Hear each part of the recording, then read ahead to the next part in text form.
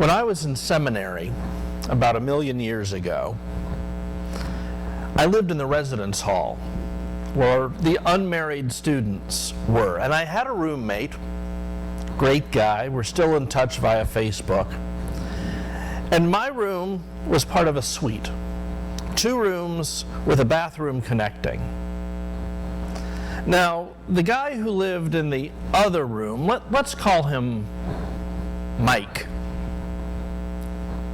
We're changing the names to protect the guilty here, you see. Mike had a problem. Mike actually had several problems. And we started noticing it fairly early on. He didn't seem to process things the same way that all the other students did. He would go into his room and close the door and we wouldn't see him. Towards the end of the first semester, he wasn't going to class anymore. And at the end of the first semester,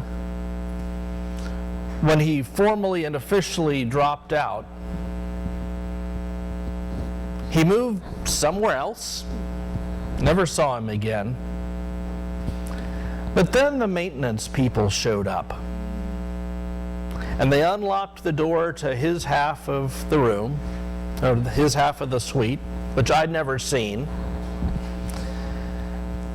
And they were amazed. In the space of 1 semester, he had filled up the space. Pizza boxes, dirty dishes, more packages of ramen noodles than you could believe existed on the planet. It took them 3 days to get the 1 dorm room cleaned out, moving things straight to the dumpster. He had a problem. Mike was a hoarder. And even at the early stage of life that he was, with 1 semester in the room, it took over his life. I don't know if maybe you have seen the program on A&E, Hoarders. They started making it back in 2009 and it's now in its 11th season. And if you haven't seen the program, they go in and over the space of an hour, they profile 2 different hoarders, going into their homes and bringing in teams to help them clear out. These are often people who've been faced with eviction or told that if they don't get things fixed, then Child Protective Services will come in and take their kids away. People whose relationship to stuff is seriously broken. Today, in our reading from the Gospel, we find 2 brothers fighting. And one of them comes to Jesus and says, "Jesus, tell my brother to divide the estate with me." And we don't know what the real backstory is, but we do know that stuff is a problem between these 2 brothers. And so Jesus tells a parable, as he so often does. The parable of a landowner, a farmer, who has a fantastic harvest and says to himself, you know, I'm going to tear down my barns because they're not big enough. I'm going to store all of this grain that I'm harvesting and I'm going to keep it for myself. And then Jesus says, that very night God said to that landowner, "Oh, buddy, don't you know that even tonight your life will be forfeit? And then who will all this stuff belong to?" It's a kind of parable that perhaps as Americans we don't like so much. I'm not going to ask any of you to raise your hand, but if you really want to, I guess that's your business. But you know, so many of us have storage units where we keep all the stuff that we can't even fit in our basements. certainly at the hospital, I deal with patients whose children show up after being away for a while when mom or dad is now an inpatient, and they go into mom and dad's, oh my gosh, apartment and realize that things have gone badly wrong. I can't tell you how many times I've known people who their children end up running a 30-yard dumpster and pretty much everything goes in. This last week I was reading, or rereading, one of my favorites, Robinson Crusoe. Hands, you've read it? There need to be more hands out there. Come on, people. If you haven't read Robinson Crusoe, you really need to. Published 1719. This is an old book. The story of Robinson Crusoe, who's shipwrecked on a desert island and manages to put things together. He finds at one point that he's got a bag that once contained barley, and he wants to put some other things in it. So he shakes it out and a couple seeds fall out and they sprout. Very quickly he realizes this is a good thing, and he starts planting more and more barley. He starts raising goats. He does all these things that you would need to build a comfortable life on a desert island.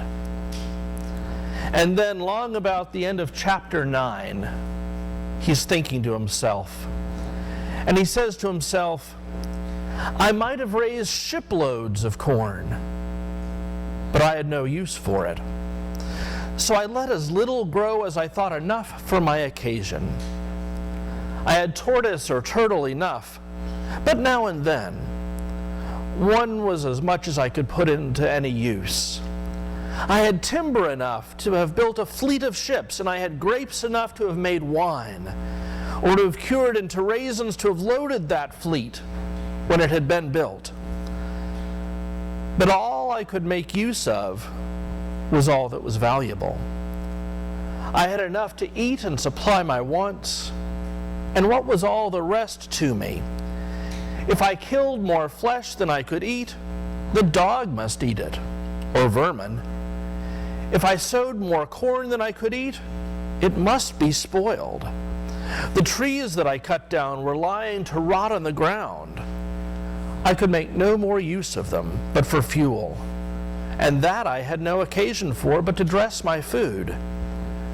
In a word, the nature and experience of things dictated to me, upon just reflection, that all the good things of this world are no further good to us than they are for our use, and that whatever we may heap to give to others, we enjoy just as much as we can use, and no more.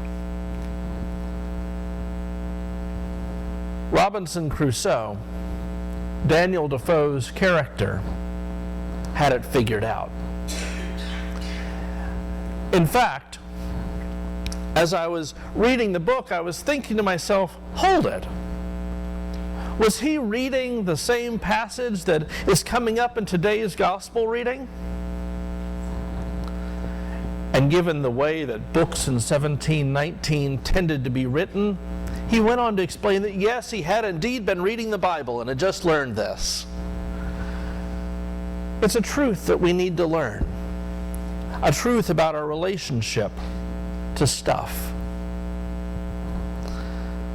My son, a millennial, has a different perspective than I do when it comes to possessions. Now, my perspective is a little bit different from my mother's as well. We see these generational differences. A couple weeks ago, I received an envelope in the mail. It was from Mom. My mother had sent me legal-size paper about a 1/4 inch thick stack that was carefully folded up. It was a patent application that my great-grandfather had submitted for a combination spinning casting reel for fishermen.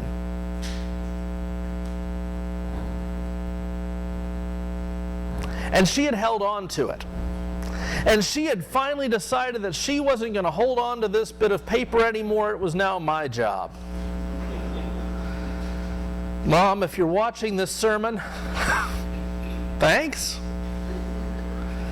So now it's sitting on my desk. And I'm thinking, well, the best place to put this is in the recycling bin. Because the U.S. government patent office wasn't interested in it. My mother has gotten tired of holding on to it. And I know that if I tell my son that I've got this wad of paper that he can have someday, yes. Ian likes to, when we offer to save things for him, he says, oh great, we can put that in a box in the attic until I die. Right? What good is it? Maybe I could scan it and keep an electronic copy. I don't need this paper. But at the same time, I don't feel like I can get rid of it. You have things like that in your life, I expect. Things that you hold on to because you can't get rid of them, because you're holding on to them because you can't get rid of them, because you're holding on to them. Yeah, we have odd relationships with our stuff. I hope that none of you end up having your children show up with a 30-yard dumpster one day. I'm working hard to avoid that myself. Yesterday, I was cleaning up at the house and found a baseball cap from the Bryant-Smith High School Marching Senators, the marching band that Ian had been part of. That when I was band-dadding, that was my cap when I was marching in parades or when I was working on the pit. Well, and for the last 5 years, it's been taking up space in the closet. And it's not likely that I'm going to pull that one out and wear it. And so I managed to put it in the hand of a current band dad. Here, you need this more than I do. And it was amazing. His face lit up. He apparently didn't have one of these hats, because I don't think they've made them for the last 5 years. So now he gets to wear the vintage band dad cap, which makes him much cooler than I would be wearing the ex-band dad cap, because there's a difference. It felt good getting rid of that thing that I'd looked at so many times and thought, somebody needs this and it's not me. But it was my band dad cap and I couldn't just chuck it. As people, we face these problems. And then we learn that it's better when we can let go. When we can take the things that we have and put them in the hands of people who need them. Because honestly, we've got more than we can ever use. Right? And that's true not just for us as people, it's true for us as a nation as well. We are in a blessed place. A place where we have got more stuff than we know what to do with. A place where our wealth is amazing. Yet we find that we hold on to it. That we think to ourselves, I'm going to build some bigger barns. We're going to build some bigger barns. We're going to have everything we need. No matter what those people may need now. We see this as people come to our nation. People who are afraid, people who are destitute, people who are victims of violence. And still we say to ourselves, we're going to build bigger barns so we can hold on to what's ours. The lesson, though, is that when we share what we have, when we let our surplus benefit others, that we're then doing God's work in the world.